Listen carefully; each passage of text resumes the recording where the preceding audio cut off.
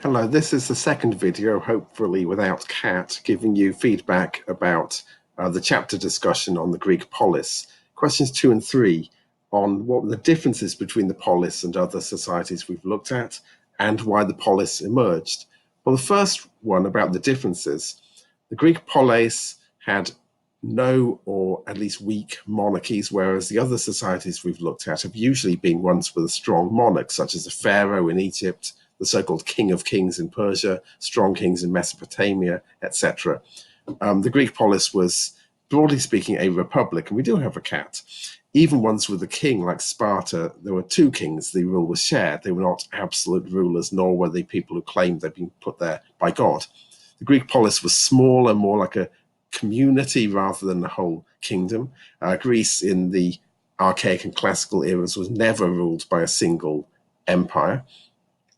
And also there tended to be greater social equality. Now, I have to qualify that a little bit by saying that the Persians had slaves. Sorry, the Persians did not have slaves, whereas the Greeks did.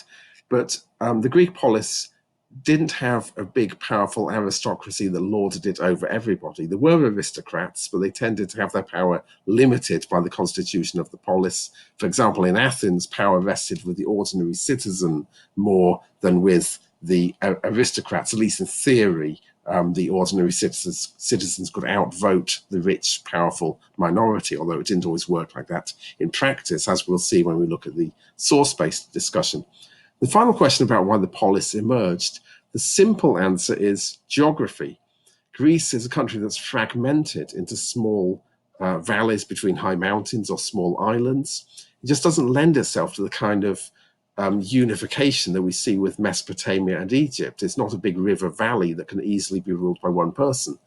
And it's relatively poor. They made their money out of selling crops such as olives and wine from grapes that grow well in Greece. But Greece doesn't particularly grow food crops well, so you don't have the wealth that would sustain a big aristocracy the way that you see in Egypt and Mesopotamia.